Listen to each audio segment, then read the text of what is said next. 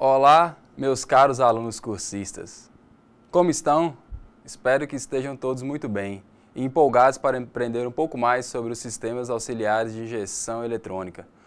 Hoje iremos abordar o sistema de alimentação de ar e o sistema de alimentação de combustível. Então, sem mais delongas, vamos ao que nos interessa. O ar é um elemento fundamental no sistema automotivo. A quantidade de ar utilizada por um motor de combustão interna depende basicamente do regime da cilindrada e do tipo de motor.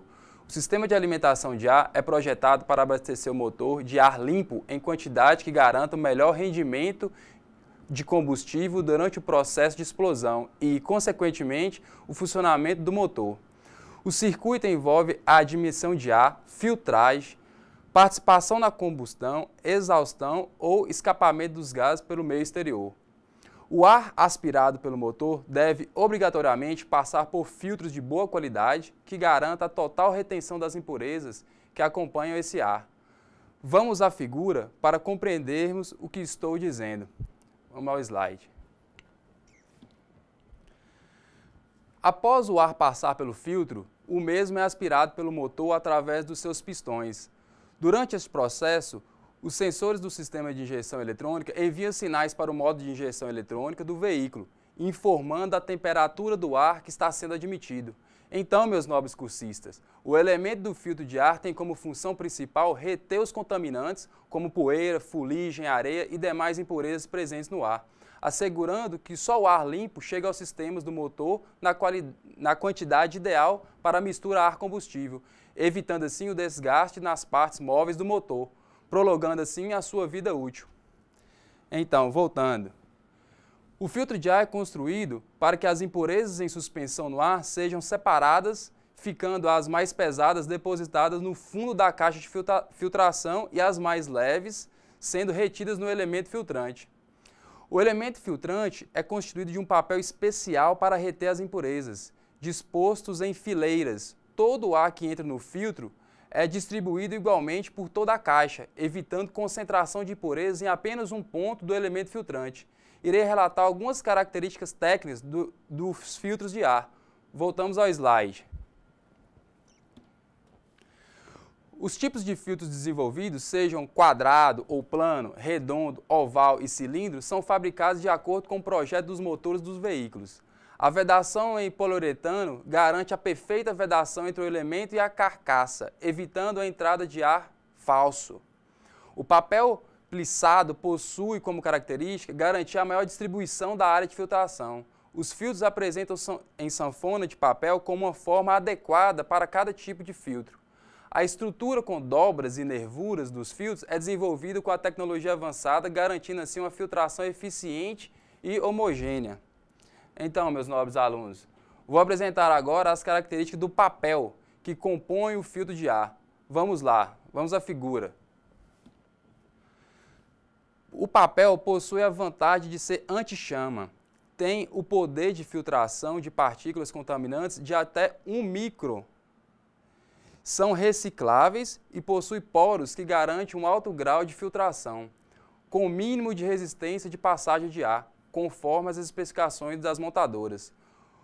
O elemento do filtro de ar tem como função principal reter os contaminantes, entre os quais poeira, fuligem, areia e demais impurezas presentes no ar, como eu tinha dito, assegurando que só o ar limpo chega ao carburador, sistema de injeção e os cilindros do motor, evitando os desgastes prematuros nas partes móveis do motor e prolongando assim a sua vida útil. Então, caros alunos, atenção, uma coisa importante, nunca sopre ou bata o filtro de ar do carro. Isso prejudicaria a eficiência da filtração, o que permitiria a passagem de contaminantes, reduzindo a durabilidade do motor. Falando sobre alguns problemas que podem ocorrer. Não existe nenhuma data concreta para a mudança do filtro de ar de um carro. Contudo, isso não quer dizer que tem que esperar que o motor do carro deite uma nuvem de fumo para saber que tem que mudar o filtro de ar. Não, alunos, não. A validade de um filtro de ar pode ser contabilizada pela quilometragem ou pelo tempo. Pela quilometragem, é aconselhável a substituição do filtro de ar seja feita de 7 mil quilômetros. Isso porque os filtros de ar têm autonomia de 10 mil quilômetros em superfícies urbanas e 5 mil quilômetros nas superfícies rurais. Dessa forma, o meio termo está à medida correta de aplicação, porque o carro nem sempre anda no asfalto. Se não tiver a noção de quilômetros que o carro percorreu, substitua o filtro de ar a cada 6 meses. Para analisar, retiramos o filtro de ar, colocamos contra a luz e conseguimos verificar a quantidade de impurezas que nele estão contidas. Porém, o fato do filtro de ar estar sujo não quer dizer que a sua substituição seja imediata e obrigatória. Pelo contrário, quando o filtro de ar está empoeirado, é um sinal positivo, na medida em que consegue ser mais eficaz ao reter partículas ínfimas que prejudicam o funcionamento do motor e que provocam o aumento do consumo do combustível. Então, voltamos agora a nossa atenção para o sistema de alimentação de combustível. É uma área onde houve grandes inovações tecnológicas do automóvel, a injeção eletrônica. Ela surgiu na década de 80 e foi aperfeiçoada na década de 90. A injeção, mesmo antes de contar com o gerenciamento eletrônico, veio para substituir o velho carburador e agregar mais eficiência ao motor, principalmente quando as emissões gasosas pelo escapamento, como ocorria no carburador. A função deste equipamento é fazer mistura de ar combustível, só que nos sistemas mais modernos isso é feito de maneira extremamente precisa. Embora pareça complicado à primeira vista, o sistema é simples. Quem determina quando, quanto e por quanto tempo as válvulas de injeção abrem é um computador. Mas ele faz isso baseado em informações como o quanto o motorista apertou o pedal do acelerador, a rotação do motor, a pressão reinante no coletor de admissão e as temperaturas de ar e do líquido de arrefecimento. Essas informações são colhidas por sensores e transformadas em sinal elétrico para chegar ao computador. A quantidade de combustível deixado entrar irá se juntar ao ar que o motor está admitindo, no momento que se forma a mistura ar-combustível. A injeção eletrônica pode ser tanto em um ponto central, chamada de injeção monoponto, a sigla EFI, quanto em quantos pontos, quantos forem os cilindros, denominada multiponto. Ainda, a injeção multiponto pode ser sequencial. Na injeção sequencial, as válvulas se abrem segundo uma ordem de ignição do motor. Assim, toda injeção sequencial é multiponto. Então, cursistas, vamos à figura. Falando um pouco mais sobre a injeção, depois que os carburadores foram substituídos pelo sistema de injeção eletrônica, as primeiras versões de injeção eletrônica foi sistema monoponto, onde apenas um bico injetor fornece combustível para todos os cilindros. Embora tenha tido uma melhora na qualidade da mistura em sua formação, o mesmo problema de condensação do combustível no coletor de admissão ainda incomodava. A melhora se deu com a sua evolução, o sistema de injeção eletrônica multiponto, conhecido como MPFI, Multi-Point Fuel Injection. E desta variação de injeção eletrônica que abordaremos no sistema de alimentação da grande maioria dos motores atuais. Abordaremos agora os elementos que compõem todo o sistema de alimentação de combustível. O sistema é composto por tanque de combustível, bomba de combustível, tubo do tanque, filtro de combustível, tubo do filtro de combustível, tubo distribuidor de combustível, válvulas injetoras, regulador de pressão, tubo de retorno, válvula de respiro e sistema canister. Então vamos ver a função do tanque de combustível. Vamos para a figura. O tanque de combustível, para sistemas de alimentações atuais, algumas modificações tiveram de ser feitas, principalmente no fato do deslocamento da bomba de combustível para o tanque de combustível. Antes mesmo dessa modificação, o tanque já passara por mudanças para atender os quesitos segurança e emissões. Atualmente, a maioria dos tanques de combustível para os automóveis é fabricado de polietileno, um termoplástico derivado do petróleo e de alta densidade. Com a utilização deste material, passou a ser mais fácil modelar o formato do tanque de combustível para ser montado no automóvel. O tanque agora possui formas complexas e irregulares, e mesmo assim é mais fácil e mais barato de ser fabricado. Além disso, consegue-se obter tanques tão resistentes quanto aos antigos de metal, sendo mais leves e compactos, ou seja, o tanque pode ser melhor alocado na estrutura do automóvel, o que favorece a eficiência do automóvel como um todo. O tanque é frequentemente colocado atrás do eixo traseiro, mas a sua posição e formato depende do projeto do automóvel. Dentro do tanque, alguns componentes são instalados, como o módulo de combustível, as aletas internas, o sistema de reaproveitamento dos vapores de combustível. Tanto o módulo de combustível quanto o sistema canister foram abordados de maneiras individuais. As aletas internas, também chamadas de divisórias internas, são chicanas fabricadas no mesmo material do tanque, que possui a função de reduzir a oscilação do combustível no tanque. Esta oscilação causa ruídos e mudanças súbitas no indicador de nível de combustível. As aletas mantêm igual o nível de combustível em diversas partes do tanque. Então, as aletas veio para manter o igual nível de combustível em diversas partes no tanque. Iremos agora observar a bomba de combustível. Diferente dos antigos sistemas mecânicos, as bombas atuais são elétricas e estão bem distantes do motor, localizada dentro do tanque. Isso ajuda a reduzir a temperatura do combustível, além de ser mais seguro para o motorista. Entretanto, a bomba está montada em uma estrutura plástica que possui alguns outros componentes em seu funcionamento. Esta é a estrutura chamada módulo de combustível. Observamos a figura. Existem dois tipos de aplicação de bombas elétricas dentro do tanque e dois tipos de aplicação de bombas elétricas, as dentro do tanque e as fora do tanque. A configuração inline, fora do tanque, pouco a pouco foi saindo de cena, pois apenas a passagem do combustível não era suficiente para refrigerar a bomba. Então surgiu o chamado módulo de combustível, que passou a existir quando as bombas tornaram-se em tanque, dentro do tanque de combustível. As vantagens desse sistema são as poucas perdas de combustível por evaporação, que ocasionavam a perca da pressão dos injetores, e a maior durabilidade da bomba, devido a estar sempre em contato com o combustível, sendo refrigerada e lubrificada. A gasolina possui uma ação lubrificante sobre a bomba. Atenção, alunos. Falando um pouco mais sobre o regulador de pressão. Tem a sua função de manter a pressão no sistema de alimentação de forma que os bico-injetores pulverizam a quantidade ideal de combustível.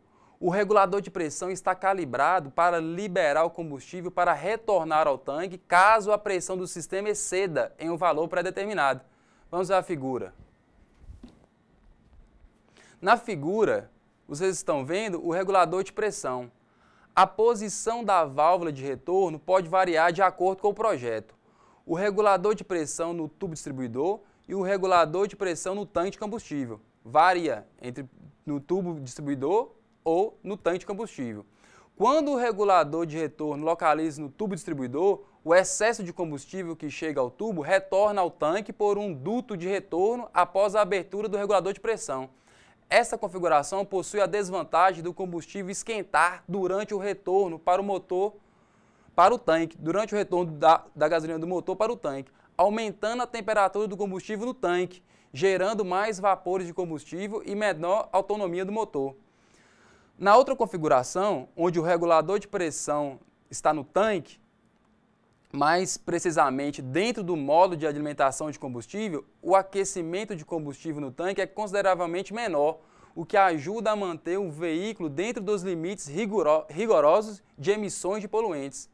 Assim, é enviado para o tubo distribuidor a quantidade exata de combustível a ser injetada pelos injetores, podendo-se economizar cerca de 1/3 de combustível perdido pela evaporação. Viu, alunos? É muito combustível. O caminho do combustível começa na entrada no módulo, passando por um pré-filtro, e sai deste passando através de outro filtro da bomba. Ambos são isentos de manutenção. Ligado à bomba, existe um sensor de nível de combustível, que através de uma boia ligada a uma haste, movimenta o potenciômetro que informa diretamente ao painel a quantidade de combustível no tanque. Logo, a bomba elétrica de combustível é ativada através de um relé, se houver sinal proveniente do sensor de rotação do motor. É muito comum ouvir a bomba pressurizar assim que ocorre a abertura da porta ou se é virada a chave sem ligar o motor. Neste caso, a bomba funcionará de 2 a 5 segundos. E caso o motor não seja posto em funcionamento, a bomba será desligada. Durante o funcionamento do motor, a bomba permanece em funcionamento constante sobre qualquer regime de trabalho do motor. Dando continuidade aos elementos do sistema de alimentação, apresento agora a vocês a tubulação de alimentação. A grande influência na extensão da tubulação de alimentação do sistema de injeção eletrônica é o local onde o regulador de pressão está disposto, o que eu citei para vocês anteriormente. Vamos ver a imagem. Em um sistema convencional de injeção multiponto, o regulador de pressão é colocado na extremidade do tubo distribuidor de combustível. Então, gera-se a necessidade de uma tubulação de retorno de combustível sem pressão para o tanque de combustível. A tubulação de alimentação, como é mostrado na figura, possui seções. Estas seções são do tanque para o filtro e do filtro para as eletroválvulas. São pontos estratégicos para nós, os reparadores, efetuarem testes de pressão de linha e diagnosticar possíveis problemas. Quando o regulador de pressão encontra-se no modo de combustível, é dispensada a necessidade da tubulação de retorno. Apenas o combustível necessário é enviado à eletroválvula. Além disso, o combustível fica ainda menos exposto às altas temperaturas do motor. Voltando aqui para mim, falar um pouco mais sobre os filtros de combustível. Mesmo em sistema de alimentação antigo, as impurezas sempre foram indesejadas. Com o sistema de alimentação por injeção eletrônica não é diferente. Aliás, a preocupação com o nível de impureza e seu tamanho é muito maior, pois as eletroválvulas trabalham com furos calibrados que ultrapassam a escala milimétrica e facilmente teria seu funcionamento prejudicado por partículas. Os filtros de combustíveis para sistema de injeção são projetados de acordo com a exigência do sistema. E além de filtrar o combustível, deve dispor de boa capacidade de retenção de partículas, ou do contrário, não suportaria a demanda do sistema e entupiria precocemente. Vamos ver a figura. Outro fator importante é sua posição de montagem. Frequentemente indicada por uma seta, deve ser montada com a seta apontando para o sentido do fluxo de combustível. Nesse caso, para as válvulas injetoras. O filtro de combustível é composto de uma carcaça blindada, internamente preenchido com papel poroso, dobrado em formato de sanfona e com elevada capacidade filtrante. E está sempre montado na tubulação de pressão do sistema de alimentação, mais próximo do tanque de combustível. Seu prazo de troca é de cerca de 5 a 20 mil quilômetros, mas é importante sempre consultar o manual do fabricante. Seguindo, meus alunos, vamos para o elemento do tubo distribuidor. Trata-se de um tubo montado no coletor de admissão juntamente com as válvulas injetoras. Sua função é distribuir o combustível pressurizado para as válvulas injetoras. Pode ser fabricado em alumínio ou, mais comumente utilizado, em materiais plásticos. Em sistema de alimentação com retorno, a flauta também aloja a válvula reguladora de pressão. Neste caso, o tubo possui duas seções de fluxo, sendo uma de combustível pressurizado e a outra de combustível sem pressão, retornando ao tanque, que é ligado ao regulador de pressão por uma extremidade e a tubulação de retorno por outra. Então, dando prosseguimento à nossa aula, vamos lá, meus alunos, estamos no fim. Vamos falar agora das válvulas injetoras, sendo um dos principais componentes do sistema de injeção, se não o principal. As válvulas injetoras se encarregam da complexa função de pulverizar a quantidade exata de combustível para ser queimada no tempo de combustão do motor. Existem dois sistemas de injeção que habitam o cenário atual do mercado automotivo, um mais tradicional e outro mais moderno. As válvulas injetoras em ambos seguem o mesmo princípio. Vamos ver a figura. Primeiro, temos a formação externa da mistura. Injeção indireta de combustível. Neste tradicional sistema de injeção eletrônica, a quantidade de combustível a ser injetada depende do tempo de injeção, pressão da bomba de combustível e do diâmetro dos furos calibrados da válvula injetora. O combustível é injetado no final do coletor de admissão, imediatamente antes da válvula de admissão. O combustível é impulsionado pela bomba, chega e é distribuído às válvulas por uma peça chamada flauta, a que falamos anteriormente, que, ao entrar na válvula injetora, passa por um pré-filtro antes de alcançar os furos calibrados da mesma. O segundo sistema é a injeção direta de combustível. Este é um sistema que futuramente equipará todos os carros nacionais por sua superior eficiência. Ele consegue extrair mais energia da queima do combustível e ainda ser mais econômico e menos poluente. Aqui, o combustível é injetado diretamente na câmara de combustão, o que por si só já é tenso, pois o sistema deve injetar combustível em um período de tempo consideravelmente mais curto que a injeção indireta. Embora as válvulas injetoras seja conceitualmente a mesma, nesse sistema ela é mais robusta. A pressão que deve ser injetado o combustível na câmara é muito superior à do seu antecessor, a injeção indireta. A quantidade de combustível injetada depende de um fator a mais, a contrapressão na câmara de combustão.